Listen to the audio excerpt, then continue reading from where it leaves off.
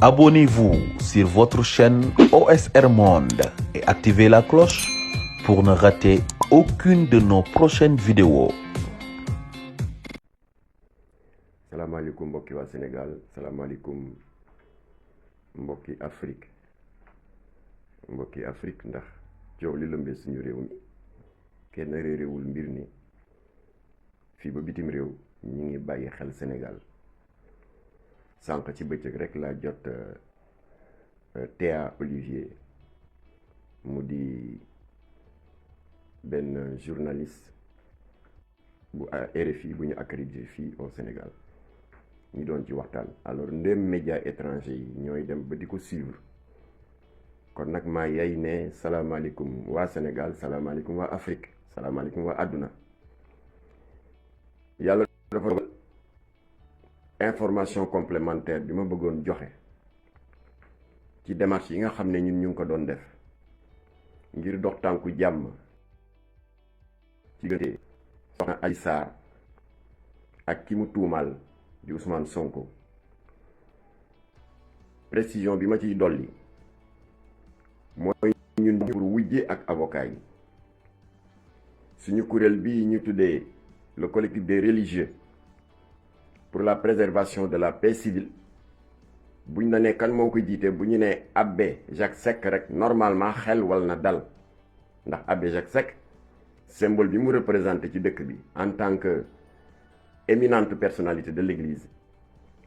ku dégg turam rek sa xel del dal ndax liñ ko xamee ci dëkk bi moo di dox tànku jàmm moo di yore pusoom di ràbb diggante yi. abbé Jacques Seck nag li tax mu jiite kuréel bi c'est très simple mooy bi nga xamee ni Assemblée nationale mu ngi examiner la requête du parquet bi doon sàkku ci pencu ndawu réew mi pour ñu teggi immunité parlementaire Ousmane Sonko mu di malaanu kiiraay bi ndax yoon mën a am accès ci moom. kenn réerewul mbir ne à chaque étape dafa doon jur jiixi jaaxa non seulement biir Assemblée nationale nga xam ne kàddu yu dëgër jib na fa, werante bu tar jib na fa, médias sociaux yi di ko transmettre en direct ñun ñëpp ñu teg ci seen bët, kon amul lu ñu leen di mën a nettali ndax fekk ngeen lépp. waaye bu fekkoon dafa yem foofu sax ñu mën koo sooxale, waaye coow li dafa dem ba wasaaroo ci biti mu jur ay xeex ko xuloo ko fantasiro ba ñun wax dëgg yàlla dénombré nañu pas moins de 40 blessés et un blessé très grave moo di le jeune Boubacar Ba nga xam ne jàppante yi amoon fii ci Bignona ci lañ ko gaañ-gaañ bu metti ba docteur yi ne nañu loxo ko ñu amputé ko ñu mujj ko dagg. waaw est-ce que nag ñun am nañu droit di seetaan ba jékki-jékki dootul yem sax ci ku ñu amputé loxo waaye ñu naan bakken rot na ci? ñun amuñu boobu droit. ba noppi nag ñu wëlbatiku nag bëgg def rolu naafeq bi bàyyi jaan di romb ba noppi ngay jël yat di dóor ci watat bi. mooy li tubaab di wax naan jouer le rôle hypocrite du médecin après la mort. amuñu boobu droit. waaw looloo taxoon nag ci benn émission ci Walf ci la idée bi jibe ba ñu génne ci plateau bi fii dañuy waxtaan tëjuñu sax ci bureau fii ñu taxaw nii rek séance tenante kàddu yëpp maase ne waruñu yem ci théorie rek ginnaaw bi nga xam ne justice sa ngi def liggéeyam am na loo xam ne justice mënu ko mu di conséquences yi dossier en la stabilité sociale avec la paix civile qui est en danger. alors ñu ne kon warutooñ yem ci théorie ak i plateau télé rek war nañu wàcc sur le terrain dox tànku jàmm tout en laissant la justice poursuivre son travail. loolu na leer. alors moo tax nag ma bëgg a leeral ni comme que démarche la ñuy def ci wàllu médiation wolof di ko wax dox tànku jàmm. médiation balaa muy am crédibilité ñi ko ŋànk dañu war a tëdde njaaxanaay. waa kon jaadu na bu ñu gisee Ousmane Sonko ba noppi ñu dem gise ki mu joteel, pas pour atte waaye pour ku nekk ñu mañ la sañ-sañ nga wax sa version. Ousmane Sonko def na ko pendant 1h30 mu ngi recevoir délégation bi fii ci këram le samedi 27 bii ñu weesu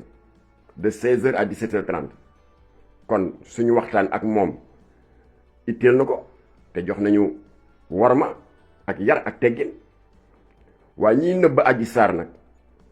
ñu ngi koy rendre un très mauvais service boo xam ne vidéo bi may mettre en ligne tout à l'heure sama page Facebook dans 5 minutes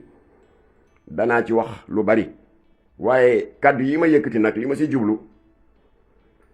mooy ñun la ñu ragaloon am na président Ousmane Sonko jot na convocation bu juge d'instruction pour mu wuy ji suba ci àllarba ji di ñetti fan ci weeru mars loolu waxtaane woon nañ ko ci lël bi ñuy lëloo ak Ousmane Sonko le samedi 27 pendant 1h30 xool nañu toutes les éventualités dem wuy jeeg ñàkk dem wuy ji ba ñu waxtaanee Ousmane Sonko a été franc et sans tricherie bi mu ñuy expliquer raison yi tax mu contester la levée de parce que dafa wax ni procédure bi bu fekkee dafa jaar ci anam bu dëppoo ak yoon et que chaque étape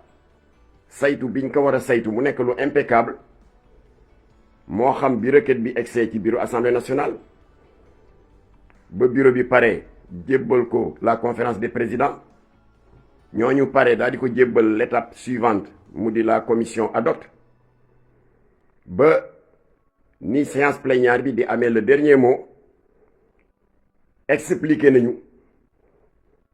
procédure bi ni mu ko gisee que c'est entaché d'irrégularité. C'est son droit le plus absolu parce que sénégalais la comme ñun ay naataangoom député doon saytu ay mbiram ndax dinañu d'accord ñoom député yi ñu muri maraanu kiiraay Ousmane Sonko ou pas, il a le droit d'émettre un avis sur la conduite de son dossier de levée de son immunité parlementaire. Kon daf ko contester vigoureusement. Alors, Adama, s'il a été franc avec nous avons été francs avec lui. Madame, ñaan nañ ko pour mu tenir en considération le fait que dont elle est contestée la procédure Assemblée nationale bi pour la levée de son immunité parlementaire, pour mu jël en considération l'éventualité que malgré contesté na ko alors bu fekkee jébal nañ ko convocation qu'est-ce qu'il va faire loolu waxtaanee nañ ko ak moom ci biir waxtaan ba comme que délégation bi Abbé Jacques Seck jiite am na ci benn wax ne ay juriste lañ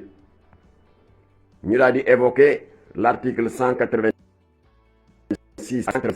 bu code pénal wala code de procédure pénale bi nga xam ne moo artu ci wàllu ku juge d'instruction convoqué nga lànk conséquence bi ñépp xam nañ ko mooy dañu lay jébbal lu ñuy wax mandat d'amener maanaam dañ koy jébbal takk der yi nga xam ne ñoo lay seet si pour def loolu tubaab di wax daal di la conduire manu militaire yi mooy neex naqari dinañ la yóbbu yooyu waxtaan nañ ko ak moom yamuñu ci loolu nous avons convoqué l'histoire ndax fàtte xadu fi 2001 lu mel ni daf fi amoon une affaire privée opposant rahmatullahi alayhi Khadim Bousso l'opérateur économique à une célèbre banque de la place moom tam ba ko yoon woowee dafa xaw a mel ni daf leen gàntal mandat d'amener dal di dikk ñu fekk ko fële ca Touba ca këram dajji bunt bi fekk ko ci chambre à coucher jàppante am fa jàppal bàyyi ñu jékki dégg balu fital bu ne tël ba ay soxnaam dawee ñëw fekk c'était trop tard. Khadim Bousso tëdd na dans une mare de sang dal di seddu guy werante bi nag ñépp a dégg nañ ko am na ñu ne bavure policière la ndax dañu jot mandat d'amener ñoom takk der yi pour yóbbu ko mu bañ. am na ñu ne Khadim Boussa moo faat boppam ce que la famille a rejeté ndax jullit la ku am imaan la taalibe Cheikh Ahmadou Bamba la kon xel demul ñu naan dafa xaru waaye li wóor ba wér mooy Khadim Boussa ñàkk na bakkanam njabootam ñàkk nañ ko moom. convocation bu mu gàntal juge bi toftal ci mandat d'amener mooy jëli leen ko mu neex ko mu naqari moo jur loolu yooyu yëpp waxtaan nañ ko ak Ousmane Sonko ci waxtaan boo xam ne nag waxtaan bu franc la bu ouvert ndax yàlla dafa dogal nitu diine moo jiite woon délégation bi muy Abbé Jacques Seck waar na ko ci wàllu diine. Diop moom itam waar na ko ci wàllu diine l'islam bu ko defee ñu daal di war a tàggoo ak comment dirais-je Ousmane Sonko ginnaaw bi nga xamee ni ñun wax nañ ko suñu xalaat ak suñuy crainte waaye man personnellement j'ai insisté nee ko na nga bàyyi xel ci sa image en tant que leader en tant que parlementaire en tant que républicain en tant que légaliste mu di du rafet ci sa image ñu ne convoqué nañ ko mu bañ juge bi yebal takk der yi jox leen mandat d'amener fekk nañ Ousmane Sonko ca këram pëmtee ko mënute ko toroxal ko ma ne ko yooyu itam na nga ci bàyyi xel ndax tu ne mérites pas yooyu wax naa ne sa teg moom léegi nag la ñu doon ragal am na mooy convocation bi justice jébbal na ko Ousmane Sonko ay avocat yi jox nañ ko ci loxoom ba tax na suba incha allah ci àllarba ji di ñetti fan ci mois de mars ci la ñu woo Ousmane Sonko la question qui se pose nag mooy est-ce que dana dem dal di wéer léppam ci yàlla wala est-ce que dafay xëccoo ak ñoom ba mu nar a jur musiba yàlla nañ ci yàlla musal kenn ñaanu ko ba ma laajee moom Ousmane Sonko su ma xalaat parce que il a été franc et direct avec nous ma ne ko ñun ñi nga xam ne société civile ak yeneen i kuréel ñoo xam ne c'est des sentinelles vigilantes de la démocratie bu ñu nee Ousmane Sonko wuy ji na ma ne ko yokkute lay doon ci yow parce que dina tax citoyens yëpp ubbi seen bët nekk des sentinelles vigilantes ne ko bàcc sur l'institution judiciaire ba xam dossier bi danañ ko jaarale ci yoon wala déet waaye bu fekkee da nga lànk ñu pamte mate la yóbbu la di nga jox bunt ña nga xam ne yéenew ñu la jàmm dal di ne kii kat indi na beneen infraction mooy acte de rébellion contre des agents des forces de l'ordre assermentés mu daal di indi beneen procédure nga daal di may saay-saay yi porox ndol la bu ñu yokkaate ay tuuma ci sa kaw loolu moom moo ma laaj ma wax ko suma xalaat léegi nag il a tous les éléments ba tax na suba talaata àllarba di ñetti fan ci mois de mars est-ce que Ousmane Sonko dana dem uy ji juge bi est-ce que du dem loolu nag suñu borom subhanahu wa taala ak Ousmane Sonko kot ñoo ko xam waaye ñun jéemuñu wañaar loxoom jéemuñu ko contraindre il nous a fait l'amitié de nous recevoir respectueusement wax ak ñun avec franchise kon ñun itam waajib la ci ñun ñu rendre ko la politesse c'est-à-dire wax ko suñu xalaat avec franchise. Ça a été une discussion trop longue 1h30 ça veut dire que suñu ñëw ba foofa itteel na ko alors kon nag ñun mën ñu dul ñaan yàlla na yàlla éclairer la conscience de Ousmane Sonko yal na yàlla xiir ko mu jël décision bi gën ci moom décision bi gën ci réew mi décision bi gën ci Sénégal bi gën surtout ci jàmmu Sénégal kon nag ñu ngi koy ñaanal yàlla suturaal ko di ñaan suñu boroom mu wàccee ngelawu jàmm